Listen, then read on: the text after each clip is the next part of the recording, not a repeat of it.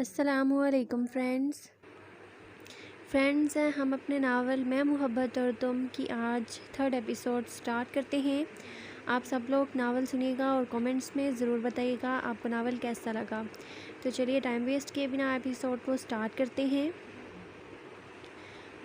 तुम्हें कल असला से भरे 5 ट्रक मेरी बताई गई जगह पर पहुंचाने होंगे और वो असला तुम्हें कल हर सूरत में रैम्बो होटल से चुराना होगा, तभी तुम मेरे खास आदमी बन सकोगे।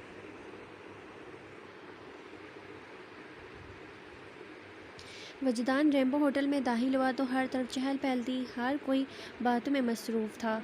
बहुत नज़र दौड़ाने के बाद बिलाहिर वजदान को बलाद शाह मिल गया, जो कुछ मर्दों और औरतों के दरमियान बातों में मगन था।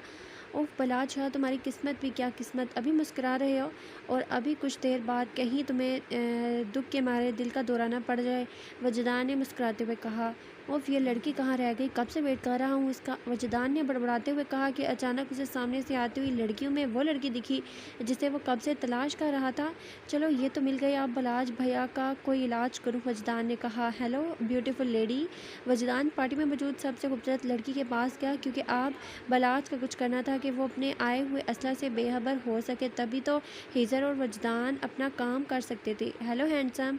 वजदान की खूबसूरती उस लड़की को अट्रैक्ट कर रही थी। ब्यूटीफुल, क्या तुम मेरा एक चुना मना सा काम करोगी, वजदान ने कहा। ऑफ कोर्स हैंडसम, उस लड़की ने खुशी से कहा। वो सामने बलाज शाह को देख रही हो, क्या तुम इसे थोड़ी देर के लिए अपनी खूबसूरती में बहका सकती हो, वजदान ने बलाज की तरफ इशारा करते हुए कहा। फिर मुझे क्या मिलेगा, उस लड़की ने कहा। फिर मैं तुम्हारे साथ डेट पर चलूँगा, वजदान ने कहा। वो लड़की फ़ौरन मान गई। अब एक लड़का, वो भी हैंडसम लड़का, उसे डेट पर चलने का कह रहा था तो वो मना क्यों करती। हाय, वजदान ने दूसरी लड़की के पास आते मोहब्बत से कहा। हेलो, उस लड़की ने मुस्कुराते कहा। आप तो वजदान शाह है ना, बिजनेसमैन, उस लड़की ने सोचते पूछा। जी बिल्कुल, वजदान ने कहा।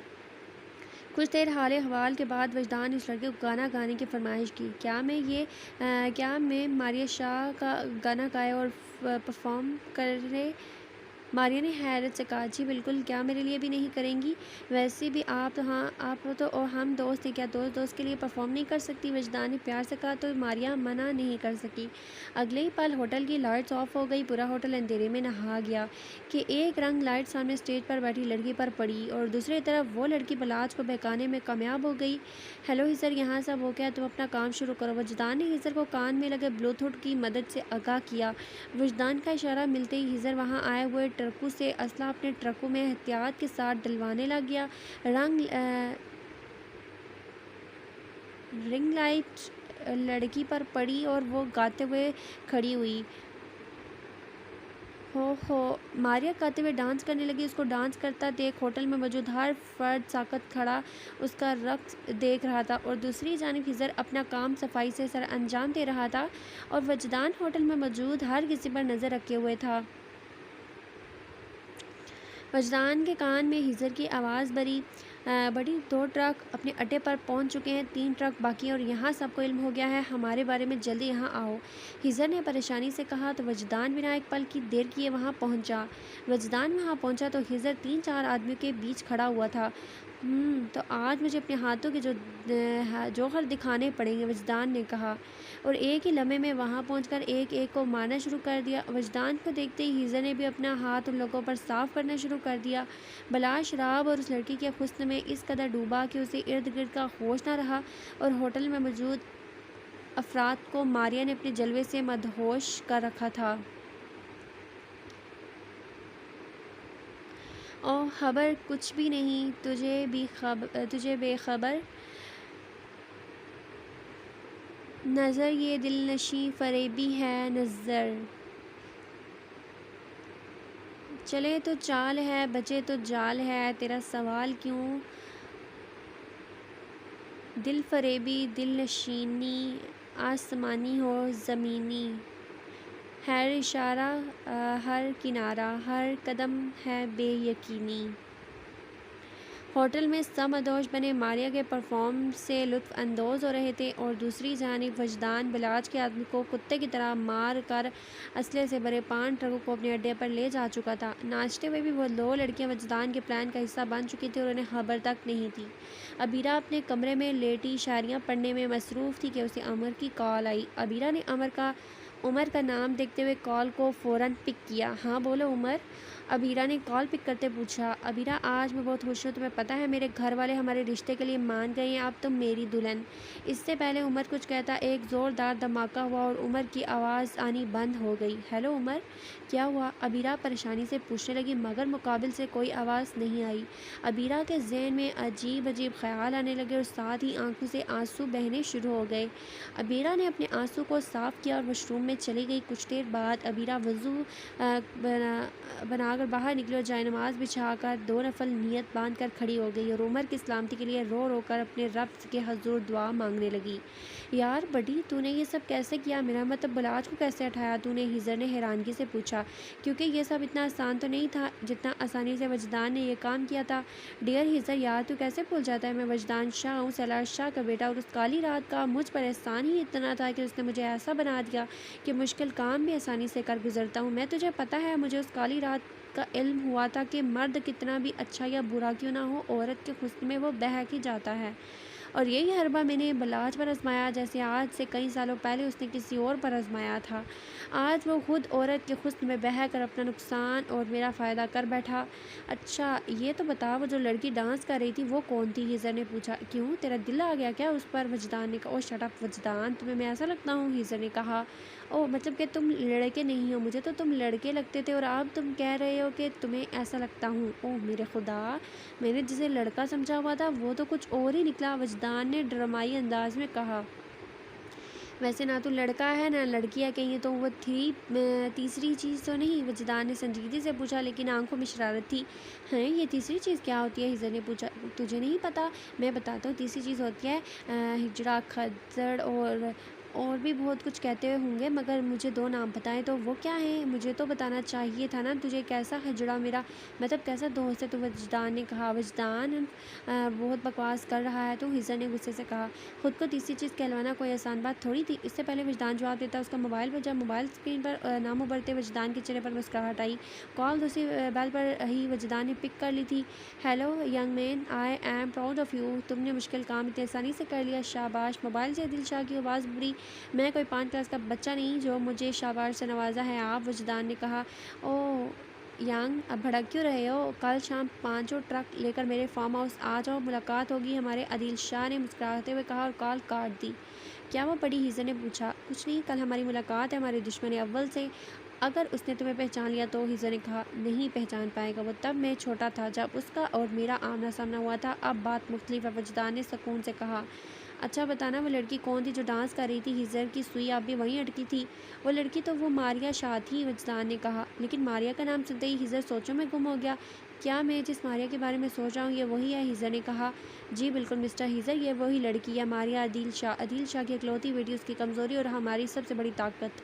अब उसकी बदौलत ही मैं अपने मकसद में कामयाब हो सकूँगा। क्या वो कुछ वो नहीं है जो जब मेरी कमज़ोरियों का, मेरे बाबा की कमज़ोरी का फ़ायदा उठाया गया, मेरे और बाबा की इज़्ज़त पर गंदी नज़र डाली गई, हमारी इज़्ज़त को मुझे तो कहते हुए शर्म आती है, लेकिन अब मुझे शर्म नहीं आएगी, मैं वही करूँगा जो मुझे सही लगेगा, वजदान ने गुस्से से कहा। अबीरा अभी बेड पर आंखें मूंदे लेटी हुई थी कि उसका मोबाइल बजा। मोबाइल की आवाज़ पर अबीरा ने झट से आंखें खोली और मोबाइल पकड़ा। मोबाइल पर अनजान नंबर देखकर पहले तो उसने मोबाइल रखना चाहा, फिर न जाने क्या सोचकर कॉल उठा ली। हेलो कौन? अबीरा ने पूछा। जी आप अबीरा शाह बात कर रही हैं? मुकाबिल ने पूछा। जी कुछ गलत होने का उसको सिग्नल मिला। मिस अबीरा शाह, एक उमर नामी लड़का अपनी आखिरी सांस गिन रहा है, उनका बहुत बड़ा एक्सीडेंट हुआ और वो आपसे मिलने के लिए ज़िद कर रहे हैं। मुकाबिल ने बहुत आराम से अबीरा पर बम फोड़ा। क्या, कहाँ है वो? अबीरा ने पूछा। जी आप सिटी हॉस्पिटल पहुँच कर कल पहुँचिएगा, मैं आपको ले जाऊँगा और प्लीज़ आधे घंटे में पहुँचें आप। उस आदमी ने कहते हैं कॉल काट दी थी। क्या करूं मैं, कैसे जाऊं? अबीरा ने सवाल किया, क्योंकि आज तक उसने अपने घर वालों से झूठ नहीं बोला था, लेकिन आज उसे उसकी मोहब्बत ने उसे झूठ का सहारा लेने के लिए मजबूर कर दिया था। उसने बिना कुछ सोचे समझे जज्बात में आकर वहां जाने का फ़ैसला किया और अपनी चादर निकाल कर अपने ऊपर ओढ़ी और कमरे से बाहर निकली। अम्मी मैं ज़रा इरम के घर से होकर आ रही हूँ, वो दूसरे शहर जा रही है, मैं बस 10 मिनट में मिलकर आई। अबीरा ने झूठ बोला। अच्छा जाओ, लेकिन जल्दी आ जाना, फ़ाइका बेगम ने मुस्कुराते हुए कहा, क्योंकि इरम का घर 2 घर छोड़कर ही था। अबीरा ने डरते हुए कदम अपने घर से बाहर निकाला। आज पहली बार अबीरा को घर से निकलने में खौफ आया था। अबीरा ने सिटी हॉस्पिटल पहुंचकर उसी नंबर पर कॉल की और थोड़ी देर में एक लड़का उसे उमर के पास जाने का कहकर वहां से ले गया। ये कहाँ लेकर आए हो आप? हाँ, मुझे अबीरा ने खौफज़दा होकर पूछा। अबीरा को जहाँ लेकर आया गया था वो वहाँ एक बहुत पुरानी इमारत थी। मुझे यहाँ लाने का कहा गया था, वो लड़का इतना कहा था उसने, और अबीरा उसे धक्का देकर भागने लगी। इससे पहले वो भागने में कामयाब होती, किसी ने उसे हाथ से पकड़कर अपनी तरफ खींचा। अबीरा इस हमले के लिए तैयार नहीं थी, इसलिए उसके सीने से जा लगी। अबीरा ने उस इंसान को देखा तो हैरान हो गई। उमर आप? अबीरा ने हैरानगी से पूछा। हाँ मेरी जान, में उमर ने कहते ही अबीरा के मुंह पर स्प्रे की तो वो बेहोश हो गई। अफजल साहब के घर तो गम के बादल टूट पड़े थे। शाम के 5 बज रहे थे और अबीरा का कोई पता भी नहीं था कहाँ गई। मोहल्ले वाले न जाने क्या क्या बातें कर रहे थे। अफजल साहब ने पुलिस में रिपोर्ट दर्ज कराई थी, लेकिन उनकी तरफ से कोई भी जवाब नहीं मिल पाया था। अरे अफजल साहब, कहीं अबीरा का किसी के साथ चक्कर वक्कर तो नहीं था? उनके पड़ोसी ने अफजल साहब से पूछा। कैसी बातें कर रहे हैं आप? मेरी बेटी ऐसी नहीं है, अफजल साहब ने कहा। अरे मियाँ, अगर आपकी बेटी ऐसी नहीं होती तो घर से भागती क्यों? मोहल्ले की एक औरत ने कहा। बस लोगों को मौका मिलना चाहिए बातें बनाने का। माना अबीरा से गलती हुई है कि वो घर से बाहर निकल गई, लेकिन किसी के किरदार पर, ख़ास कर लड़की के किरदार पर उंगली उठाने का हक किसी को भी नहीं है। लेकिन ये नहीं सोचते लोग कि उसके हमेशा दो पहलू होते हैं। लाजमी तो नहीं कि लड़की घर से भागी हो, उसके साथ कुछ गलत भी हुआ होगा, जैसे अबीरा के साथ हुआ। रात के 8 बजे अफजल साहब के मोबाइल पर कॉल आई। अफजल साहब ने हैरानगी से अननोन नंबर देखा और कॉल पिक की। हाँ बढ़ाओ, क्या हुआ? बेटी ढूंढ रहा है? नहीं मिलेगी तेरी बेटी तुझे आप कभी भी। बेच दिया मैंने तेरी बेटी को। पता है कितने में बिकी तेरी बेटी? पूरे 5 लाख में। अफसोस पोला पासा तूने अपनी बेटी को, और उसका फल में ले गया। मोबाइल से हबासत भरी आवाज़ भरी थी। ये सब सुनते अफजल साहब के हाथ से मोबाइल गिरा था। अबू अबू क्या हुआ आपको? कोई एम्बुलेंस बुलवाओ, ज़रमीना ने कहा। अबीरा की आंख खुली तो खुद को कुर्सियों से बंधे मजबूत पाया। कोई है? अबीरा ने खुद को आज़ाद कराने की कोशिश करते हुए ज़ोर से कहा। अबीरा डार्लिंग मैं हूँ। उमर कमरे में दाखिल होते हुए मुस्कुरा कर कहने लगा। तुम ऐसा क्यों कर रहे हो? अबीरा ने रोते हुए कहा। गुड, बहुत अच्छा सवाल कि मैं ये क्यों कर रहा हूँ। तुम्हें बेच दिया मैंने, इसलिए सब कर रहा हूँ। तुम्हें बेचना जो था, उमर ने कमीनगी से कहा। प्लीज़ ऐसा मत करो, मुझे मत बेचो। मैंने क्या बिगाड़ा तुम्हारा? मैंने तो सिर्फ तुमसे मोहब्बत की थी, तुम्हारे लिए अपने घर वालों से झूठ बोला, सिर्फ और सिर्फ तुम्हारे लिए, तुमसे मिलने के लिए आई। प्लीज़ ऐसा मत करो, तुम्हारी भी एक बहन है। अगर उसके साथ, इससे पहले अबीरा कुछ और कहती, अपनी बहन के बारे में सुनकर उमर ने उसकी बात काटी। चुप, एकदम चुप। तेरी हिम्मत कैसी हुई मेरी बहन का नाम लेने की? मेरी बहन तुझ जैसी नहीं है, उमर ने गुस्से से कहा। वैसे तुझे पता है तुझे बेचने में 5 लाख रुपए मिल रहे हैं? तुझे क्या लगता है मैं तुझसे मोहब्बत करता था? नहीं, पहले तो मेरा इरादा तेरे साथ एक रात गुजारने का था। फिर मैंने सोचा तुझे बेचकर तुझ जैसी 10 लड़कियों के साथ रातें गुजारूंगा। तुझे क्या लगता है कि फ़ेसबुक की दोस्तियाँ मोहब्बतें इतनी खालिश होती हैं? अरे नहीं मेरी जान, ये फ़ेसबुक की दोस्तियाँ मोहब्बतें इतनी खालिश होती ही नहीं है। यहाँ हम जैसे लोग तुम जैसी मासूम लड़कियों का फ़ायदा उठाते हैं, जैसे आज मैंने तुम्हारा उठाया है, उमर ने कहा। अबीरा उसे बेयकीनी से देख रही थी। क्या सच्ची मोहब्बत की ताबीर इतनी भयानक होती है? मैंने तो मोहब्बत की थी, कोई गुनाह नहीं किया था। हाँ गुनाह किया था। गुनाह किसी नामहरम मर्द से रात रात भर बात करके, आज उसके लिए घर से बाहर कदम निकाल कर गुनाह किया मैंने सज़ा तो फिर मुझे मिलेगी ना मुझे, अबीरा ने तंजिया सोचते हुए कहा। क्या हुआ? कुछ नहीं कहोगी तुम? उमर ने अबीरा की तरफ देखते हुए कहा। नहीं, मैंने अपना मामला अल्लाह के सपुर्द कर दिया। अब तुम्हें वो देखेगा, और मेरा अल्लाह मालिक है, मेरी इज़्ज़त की हिफाजत अब वही करेगा। देखता हूँ क्या करता है तुम्हारा अल्लाह। अल्लाह की लाठी बेआवाज़ होती है, मगर जब किसी पर पड़ती है तो उसकी आवाज़ सातों आसमान तक जाती है, अबीरा ने कहा। क्योंकि अब वो खुद को अल्लाह के सपुर्द कर चुकी थी, और ये कैसे मुमकिन था कि अल्लाह के सपुर्द जो चीज़ की जाए वो उसकी हिफाजत ना करे। उमर अबीरा को बेच चुका था, और अब अबीरा के साथ 19 लड़कियों को ट्रक में डालकर दूसरे मुल्क भेजने की तैयारियां की जा रही थी। या अल्लाह, मैं जानती हूँ मुझसे गलती हुई है, प्लीज़ अल्लाह जी, आप तो जानते हैं ना मैंने सच्ची मोहब्बत की थी, उसके दिल में चोर था, उसमें कि मेरा क्या कसूर? अल्लाह जी, मुझे मेरी गलती की सज़ा मिल चुकी, प्लीज़ अल्लाह जी मुझे माफ़ कर दें, आप तो माफ़ करने वाले हैं ना, प्लीज़ मेरी इज़्ज़त बचा ले। अबीरा ने रोते हुए दुआ की। ए बीबी, यहाँ दुआ काम नहीं आएगी। मुझे देख, मैं आप तक न जाने कितने बिस्तरों की जीनत बन चुकी हूँ, मेरी दुआ कबूल नहीं हुई। तेरी क्या हाक होगी? देख, अब फिर दूसरे मुल्क जाकर न जाने और कितने बिस्तरों की जीनत बनूंगी। वहाँ मौजूद एक लड़की ने अबीरा को दुआ करते हुए कहा, दुआएं भी उनकी कबूल होती हैं जिनको अपनी दुआ पर और देने वाली ज़ात पर भरोसा हो। अबीरा ने कहा। वो लड़की अबीरा को देखते रह गई। ट्रक में उन लड़कियों को डालकर अपनी मंजिल की तरफ रवाना कर दिया था। अरे बाबा, रोको गाड़ी प्लीज़, का कांस्टेबल ने ट्रक को रोकते हुए कहा। क्या हुआ चाचा? ट्रक में मौजूद एक लड़के ने उनसे पूछा। भाई, कहाँ ले जा रहे हो? गाड़ी क्या है? गाड़ी में पुलिस। कांस्टेबल ने ट्रक पर टर्नी मारते हुए कहा। चाचा, ज़्यादा पुलिस गिरी नहीं, झाड़ यहाँ ये पकड़ और निकलता बन। ट्रक में मौजूद लड़के ने उकताए हुए लहजे में पुलिस का कांस्टेबल को पैसों की गद्दी देते हुए कहा। तो पुलिस वाले ने उनका रास्ता छोड़ दिया। वजदान और हिजर इस वक्त अदील शाह के फार्म हाउस में मौजूद उसका इंतज़ार कर रहे थे। Hello young man, Adeel Shah ने हाल में कदम रखते हुए खुशी से कहा।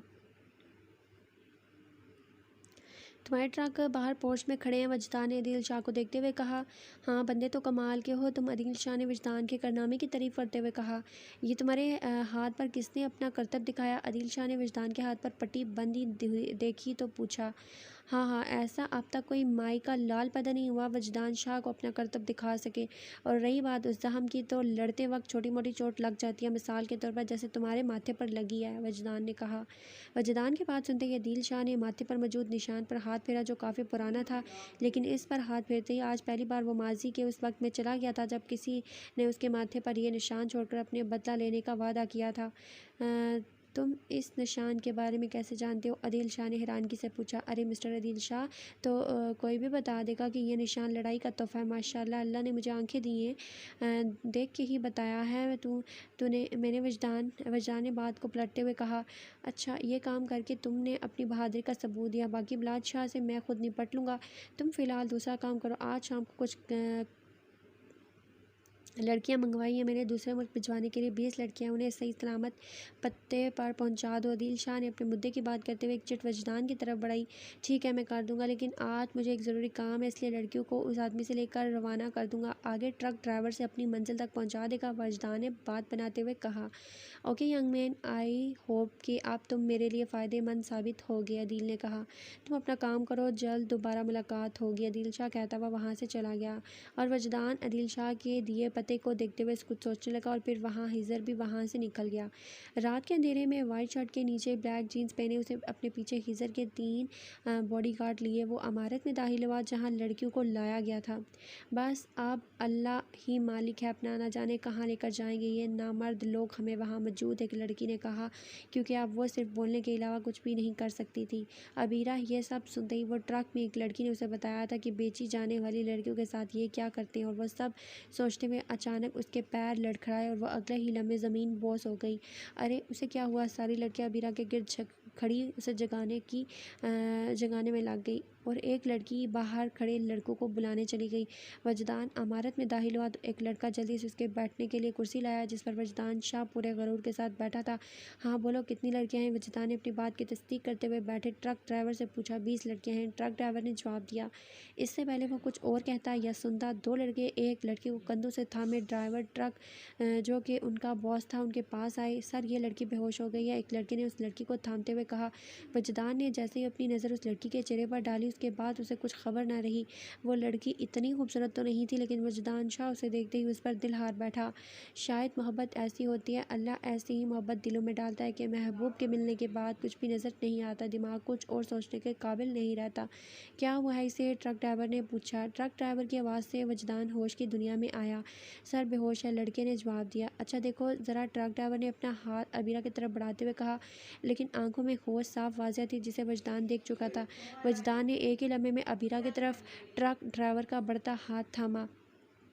वो कैसे उस इंसान को अबीरा को छूने दे सकता था, जिसको देखते ही वजदान शाह के दिल में कुछ पैदा हुआ था। क्या हुआ था ये समझने से वजदान कासिर था। मैं उसे देख लूँगा, तुम्हारा काम हो गया, पतली गली से निकलते बनो, शाबाश, वजदान ने गुस्से से ट्रक ड्राइवर को कहा। अच्छा, गुस्सा क्यों होते हो? ट्रक ड्राइवर वजदान का गुस्सा देकर घबरा गया और मुस्कुराते हुए बोला, और अपने आदमियों को लेकर बाहर निकल गया। हिजर, तुम उन लड़कियों को उनकी असल जगह पर पहुँचाओ, प्लान तो जानते हो ना, तुम कर लोगे सब। ज़रा उस लड़की को हॉस्पिटल ले जाओ, वजदान ने बेचैनी से कहा। तो हिजर ने हाँ में गर्दन हिलाई। वजदान इस वक्त हॉस्पिटल में मौजूद था और अंदर कमरे में डॉक्टर अबीरा का चेकअप कर रहे थे। जी, अब वो बिल्कुल ठीक है, ज़हनी दबाव बहुत था उन्हें, जिसकी वजह से वो यूँ अचानक बेहोश हो गई थी। अब वो ठीक तो हैं, मगर वो अपनी मेमोरी लॉस कर चुकी हैं, उन्हें अपनी पुरानी ज़िंदगी के कुछ लम्हात याद नहीं रहे। मैंने कुछ मेडिसिन लिख दी हैं, वो वक्त पर देते रहिएगा आप, और उन्हें खुश रखने की कोशिश करें, वरना उनकी तबीयत ख़राब हो सकती है, डॉक्टर ने कहा। वजदान ने कमरे में कदम रखा तो सामने अबीरा को लेटे पाया। होश तो उसे आ चुका था, लेकिन आंखों पर हाथ रखकर वो लेटी हुई थी। कैसी हो तुम? वजदान ने अबीरा के करीब चेयर पर बैठते हुए पूछा। वजदान की आवाज़ सुनते अबीरा ने झट से अपना हाथ आंखों से हटाया और सीधी होकर बैठकर और वजदान को देखे जा रही थी। क्या हुआ, नज़र लगाने का इरादा है? वजदान ने कहा। नहीं। वजदान की बात सुनकर अबीरा शर्मिंदा हुई। कुछ पूछा मैंने? कहीं बहरी तो नहीं हो तुम? तुम्हारे दोनों कान बराबर काम करते हैं ना? वजदान ने पूछा। सुनता है मुझे, बहरी नहीं हूँ मैं। और बहरा अबीरा शाह इतनी जल्दी बहरी होने वालों में से नहीं है। अबीरा बहरा करके ना छोड़ूंगी मैं अगले बंदे को, आए बड़े मुझे बहरा कहने वाले। ओ तो अबीरा शाह नाम है जनाब का, क्या बात है? वजदान, नाम पता कर भी लिया तूने, कितना चालाक दिमाग दिया है अल्लाह ने तुझे। वजदान ने खुद को दाद देते हुए कहा। क्या? हाँ, खुद पागलों की तरह बड़बड़ा रहे हो? कौन हो तुम और मैं यहाँ कैसे आई? अबीरा ने पूछा। मैं वजदान शाह हूँ, अबीरा शाह का शौहर। मतलब कि मैं तुम्हारा शौहर और तुम मेरी बीवी? वजदान ने बड़ी सफाई से झूठ बोला। वजदान की बात सुनते अबीरा होंठों की तरह बस वजदान को देखती रह गई।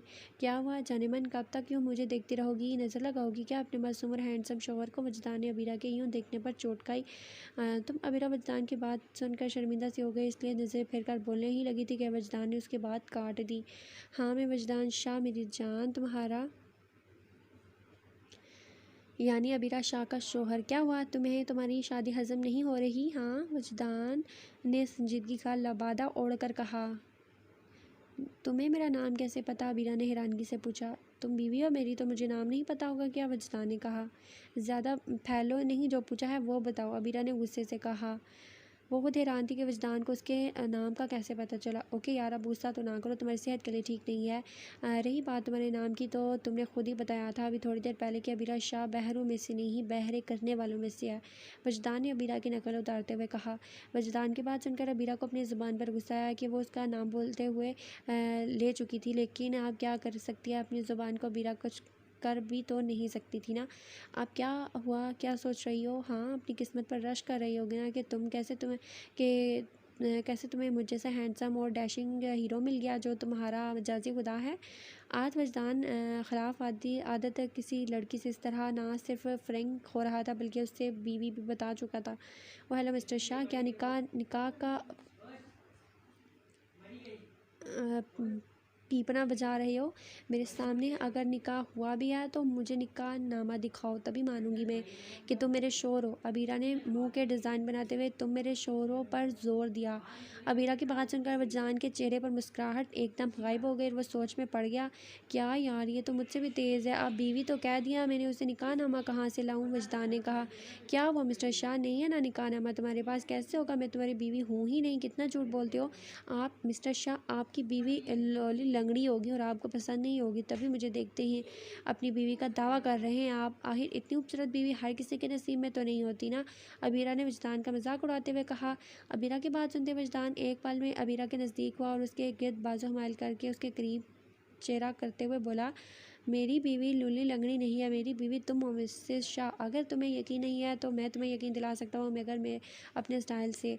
वजदान को अपने करीब देखकर वो उसकी बात का मतलब समझकर अबीरा के दिल की धड़कन तेज़ होने लगी, लेकिन खुद को कंपोज करते उसने अपने दोनों हाथ वजदान के सीने पर रख कर उसे पीछे धकेला। क्या वो मिसेस शाह, यकीन नहीं दिलवाओ कि मैं तुम्हारा शौहर हूँ? वजदान ने शरारत से पूछा। हाँ हाँ ठीक है, लेकिन बिना निकाह नामे के मैं तुम पर यकीन नहीं कर सकती। अबीरा अपने दिल की धड़कनों को नॉर्मल करते हुए झट से बोली। ठीक है अबीरा, घर जाकर दिखाऊंगा निकाहनामा, आप खुश? हाँ ठीक है, लेकिन जब तक मुझे अपने निकाह और तुम्हारा अपने शौहर होने का यकीन नहीं आ जाता, तो मेरे साथ कोई शलील हरकत नहीं करोगे। अबीरा ने शहादत की उंगली वजदान की तरफ करते हुए उसे वार्न किया। अबीरा के इस तरह से कहने पर और बात करने पर वजदान के दिल ने एक बीट मिस की। जो हुक्म सरकार, लेकिन छोटी मोटी गुस्ताखी तो हो ही जाया करेगी, आखिर इंसानों में यानी गलतियों का पुतला, लेकिन उसके अलावा आपका हर हुक्म सर आंखों पर। वजदान ने कहा। तो अबीरा शर्म के मारे नजर नज़रें झुका गई। अच्छा तुम आराम करो, मैं ज़रा तुम्हारे डिस्चार्ज पेपर रेडी करवा कर आता हूँ। वजदान बाहर चला गया। वजदान बाहर आया तो फिर से उसके दिमाग में निकाह नामे वाली बात घूमने लगी। उफ, क्या मुसीबत, मैं इस लड़के को लेकर यहाँ आया तो आया, लेकिन क्या क्या बोल गया उसे, यहाँ तक कि बीवी कह दिया मैंने। वजदान को अब अंदर हुई अपनी और अबीरा की गुफ्तगू याद आने लगी। क्यों, क्या मैंने ऐसा कहीं, मुझे उसे साइको से नहीं नहीं ऐसा नहीं हो सकता, मैं प्यार नहीं कर सकता, और वो भी उस साइको से कितने सवाल पूछते हैं, दिमाग खा गई मेरा। तो वजदान ने खुद से सवाल और खुद ही जवाब दिया। उसके मोबाइल ने अपनी तरफ अपने मालिक की तवज्जो करवाई। वजदान ने मोबाइल निकाला तो हिजर की कॉल थी।